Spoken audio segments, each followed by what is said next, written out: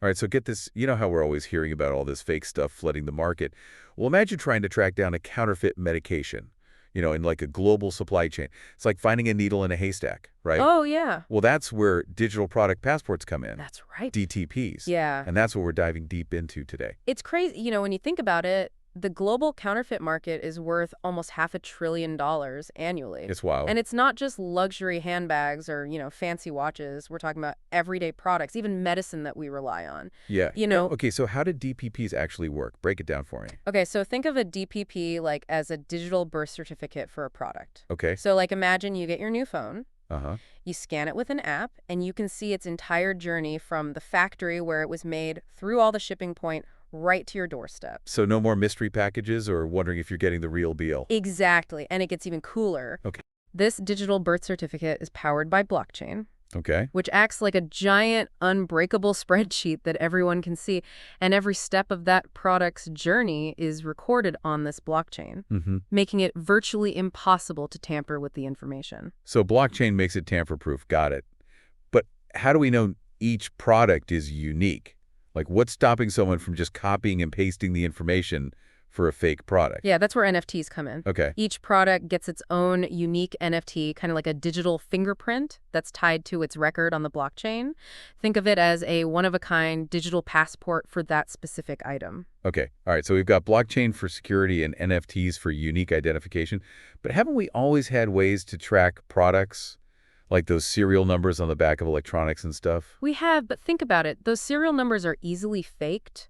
And if those records are lost or damaged, they become useless. Plus, good luck trying to verify a serial number without a central database, which can be hacked or manipulated. So are you saying that blockchain is basically like a hack-proof database? Pretty much because it's decentralized, meaning the information is stored in one single location. It's incredibly secure, and with every transaction being recorded and visible to everyone on the network, it's incredibly transparent.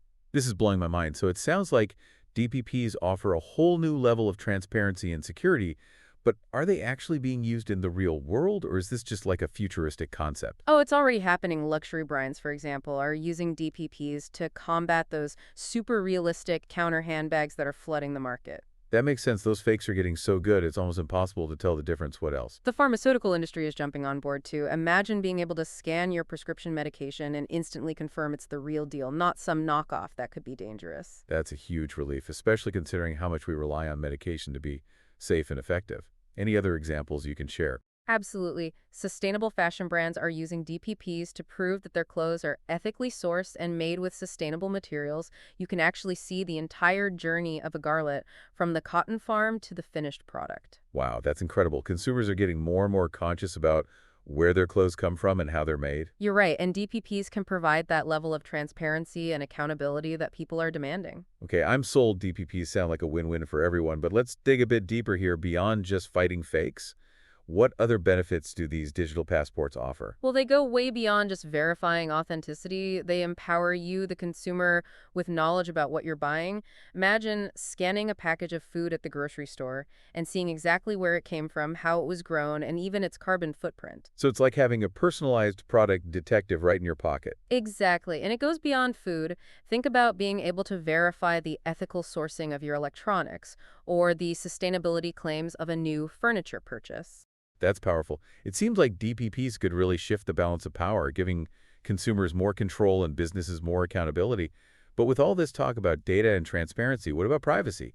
Is there a risk that our personal information could be compromised? That's a great question, and it's something that needs to be carefully considered. But luckily, there are already regulations in place, like the GDPR in the European Union, that protect your data. Okay, so GDPR prevents companies from just like collecting and sharing my data without my consent. Exactly. It gives you more control over your personal information and how it's used. That's reassuring. It seems like we're just scratching the surface of what DPPs can do. But before we get ahead of ourselves, let's bring it back to the basics.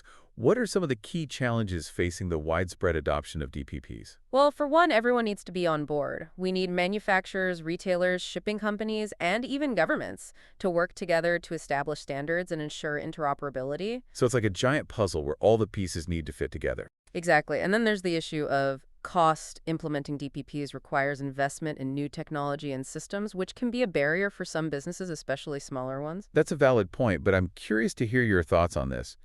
Do you think the benefits of DPPs outweigh the costs in the long run?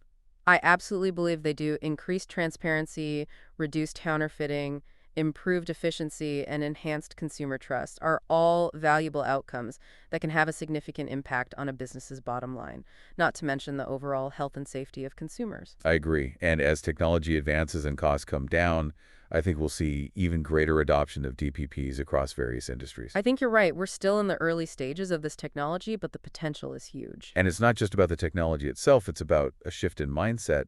We're moving towards a world where transparency and authenticity are becoming the norm, not just nice to haves. That's a great way to put it. Consumers are demanding it, and businesses that embrace this shift will have a competitive advantage. So let's shift gears for a moment and talk about the future. Where do you see DPPs going in the next 5 to 10 years? I think we'll see DPPs become more sophisticated and integrated into our everyday lives. Imagine a future where you can scan your groceries with your phone and instantly see where they came from, how they were grown, and their nutritional value. That would be amazing. It would completely transform how we shop and interact with the products we buy. Exactly. And think about the possibilities for things like recycling and waste management. DPPs could help us track the life cycle of products from beginning to end, making it easier to recycle and reduce waste.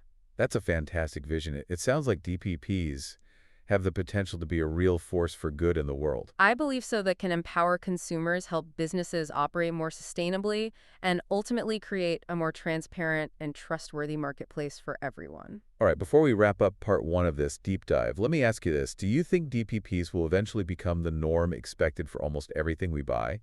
Or will they remain niche, limited to certain industries? That's a tough one. It's hard to predict the future with certainty, but I think the potential is there for DPPs to become ubiquitous. It's a trend worth watching for sure. Absolutely. But for now, let's leave you with a question to ponder. How might you use DPPs in your own life? Would this tech make you feel more confident about your purchases? We'll be back in a flash to dig even deeper into the world of digital product passports. Welcome back. It's amazing to think, like how much power we could have as consumers with, DPPs. Imagine knowing the whole story behind the things you buy. Talk about making informed choices. Oh, yeah. But let's zoom in on one area for a sec. Product safety. I know there are laws in place to protect consumers, but let's be honest, sometimes things, slip through the cracks. Yeah. Could DPPs make a real difference there? Oh, absolutely. Think about the Consumer Product Safety Improvement Act, or CPSIA, for example. It sets strict safety standards for products in the U.S., but sometimes figuring out which products are affected by a recall Oh, yeah. can be a nightmare. You're telling me I remember that toy recall a few years back. It took me forever to figure out if my niece's favorite teddy bear was on the list. Exactly. With a DPP, imagine being able to instantly scan that teddy bear and see its entire production history down to the batch of stuffing it was made with. If there was a recall, you'd know right away if it was affected. That's a huge relief for parents and anyone worried about product safety. It seems like DPPs could really streamline the whole recall process and make it more efficient. And it's not just about recalls. DPPs could also help prevent faulty or dangerous products from entering the supply chain in the first place. Okay. If every component is tracked and verified using blockchain, it becomes much harder for counterfeit or substandard parts to sneak in. So we're talking about a potential domino effect, right? Fewer counterfeit products mean fewer safety risks and everyone benefits. Now, that's the idea. Increased transparency, reduced counterfeiting, enhanced safety. They all go hand in hand. And it's not just limited to, toys or electronics. Think about the implications for the food industry.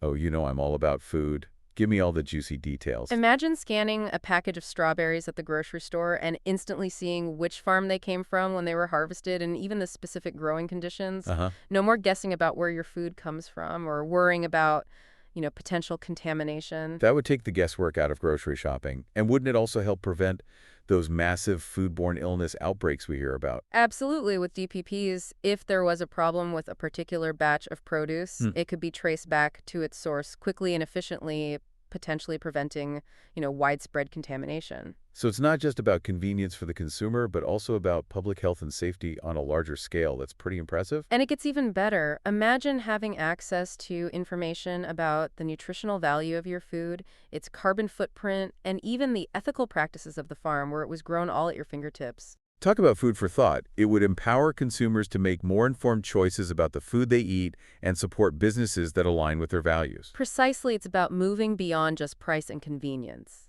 and making choices based on a deeper understanding of the products we buy. It seems like DPPs could really level the playing field, giving consumers more power and businesses more accountability. I think you're right. It's about creating a more transparent and equitable marketplace where everyone benefits. But let's be real. With any new technology, there are bound to be some bumps in the road. Right? What are some of the potential downsides or risks we need to consider with DPPs? You're absolutely right. Data privacy is a big one. We've talked about the regulations in place to protect your data.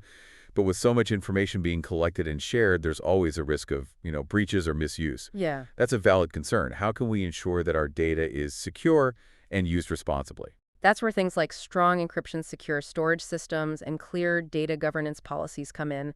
Companies implementing DPPs need to prioritize data security and be transparent about how they're collecting, using, and protecting consumer information. It sounds like a delicate balancing act, transparency for the consumer, but also security and responsible data management on the part of businesses. Exactly. And we also need to be mindful of the potential for digital divides. What about people who don't have smartphones or reliable internet access? Could they be left behind in a world where so much information is accessed digitally? That's a really important point. It's like we've seen with online banking and other services. We need to make sure that the benefits of DPPs are accessible to everyone, not just those with the latest tech. Absolutely. And then there's the question of information overload. What if we're bombarded with so much data about every product we buy that it becomes overwhelming and we just tune it out? That's a real risk. I can see myself getting decision fatigue at the grocery store, scanning every apple to compare its carbon footprint. It's about finding the right balance, right? We need to make sure that the information provided through DPPs is clear, concise, and relevant to the consumer's needs.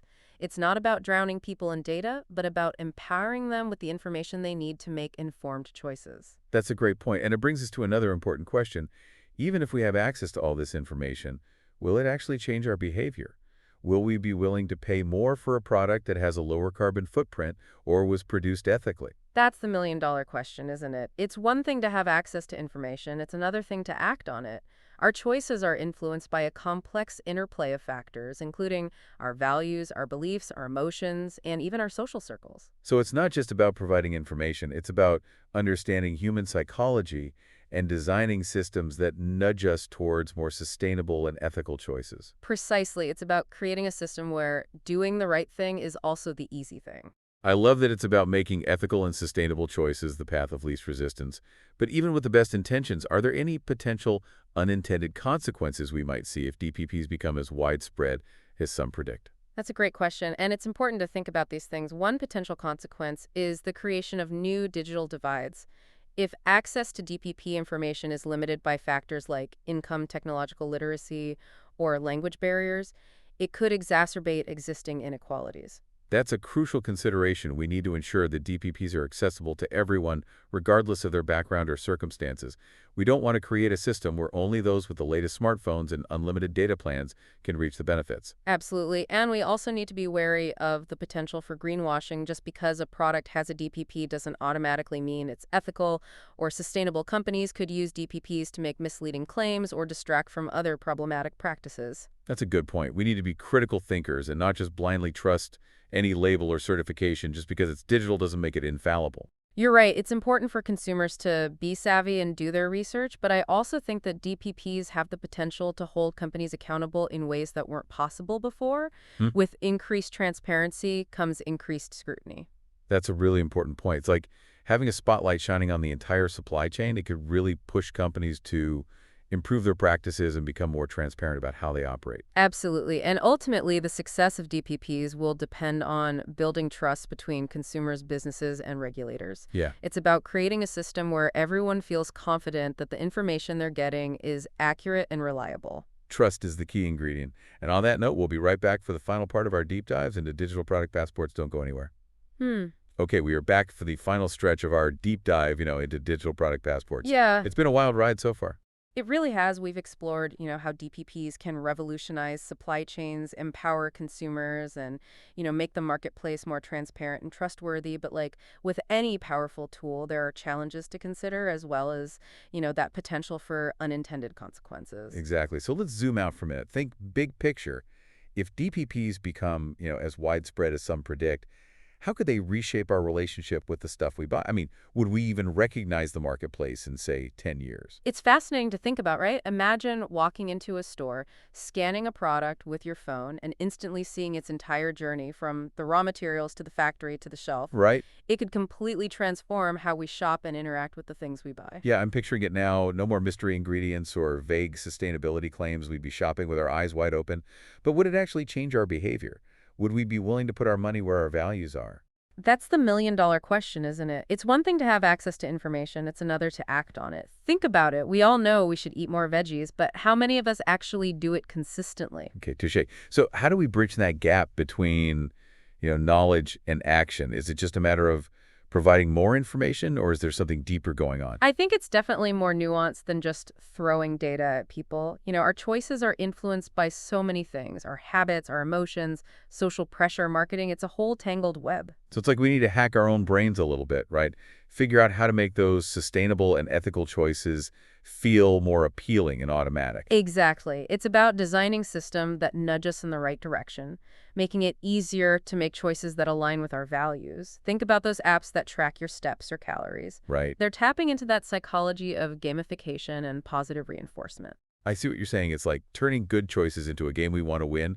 But even if we nail that part, are there any potential unintended consequences of a world saturated with DPP information? You always have to consider the flip side, right? One thing that comes to mind is information overload. What if we become so bombarded with data about every product that it becomes overwhelming and we just tune out? Oh, I can totally see that happening. It's like trying to drink from a fire hose of information. We'd need some serious filters to sift through it all and make sense of it. Absolutely. And then there's the issue of potential bias. Who decides what information is included in a DPP? Whose values are being reflected? We need to be sure that the information is presented in a fair and balanced way without, pushing a particular agenda.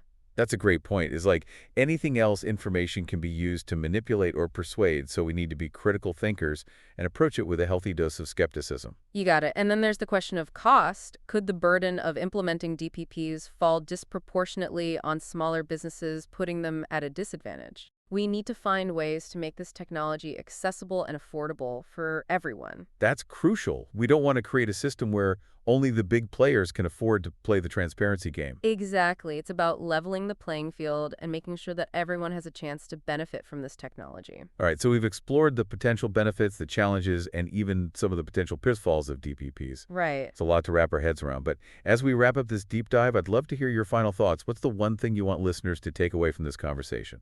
I think the most important thing to remember is that technology is a tool, and like any tool, it can be used for good or for ill. The future of DPPs depends on us, on our choices, our values, and our willingness to use this technology to create a more transparent, equitable, and sustainable world. That's a powerful message. It's not about blindly embracing the tech, but about shaping it to serve our collective goals. Precisely, it's about having a vision for the future we want to create and then using technology as a means to get there. Beautifully said. Well, on that note, we've reached the end of our deep dive into the fascinating world of digital product passports. We hope this has been an eye-opening and thought-provoking journey for you. It's been a pleasure exploring this topic with you. And to our listeners, thank you for joining us on this deep dive. We hope you've learned something new and are feeling inspired to think critically about the role of technology in our lives. Until next time, keep exploring, keep questioning, and keep diving deep.